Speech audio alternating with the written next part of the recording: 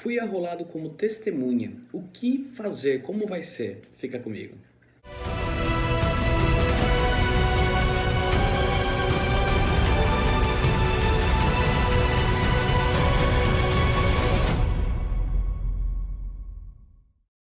Gente, você foi arrolado como testemunha.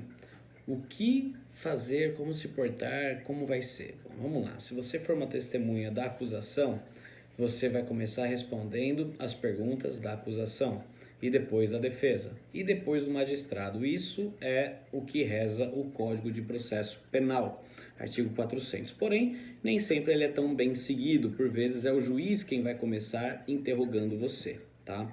Bom, se você é testemunha de defesa, você começa sendo inquirido pelos advogados de defesa, depois pela promotoria e depois então pelo juiz, salvo se o juiz ainda estiver com um sentimento de rito presidencialista, em que ele começa inquirindo a testemunha. O certo é ele fazer então as perguntas residuais, aquelas dúvidas que continuam ali pairando sobre o caso. Aí então o juiz pergunta para ter acesso ao que a gente chama de verdade real, tá bom?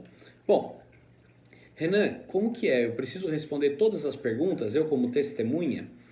Se você é testemunha, você tem a obrigação de falar a verdade, tá? Então você não pode mentir de forma alguma, a não ser que você seja um informante, aí é outra categoria de testemunha, eu diria.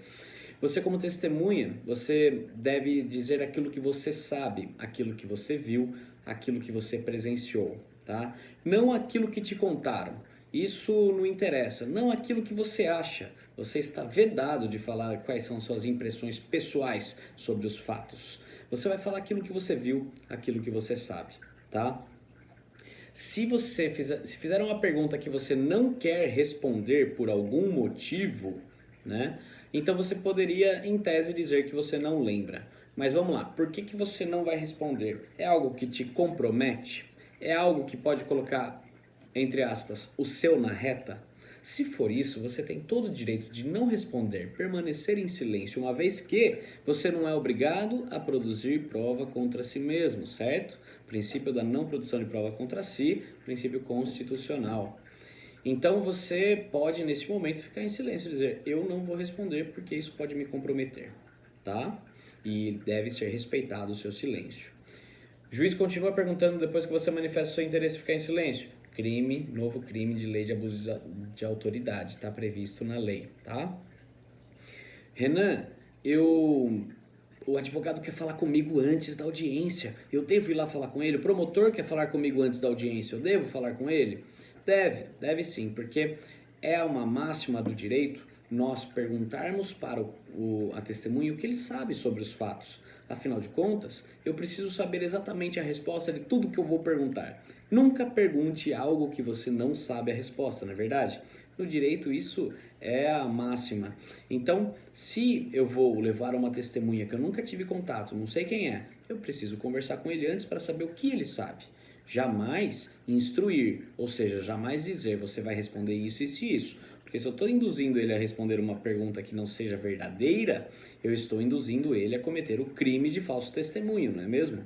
Então, eu não posso fazer isso e muito menos pode a testemunha mentir. Se o advogado for flagrado instruindo a testemunha a mentir, ele pode inclusive responder processo na ética, tá? Então, advogado, não instrua sua testemunha. Você vai, na verdade, perguntar o que ele sabe. Aí você vai fazer uma seleção das perguntas que você quer fazer, certo?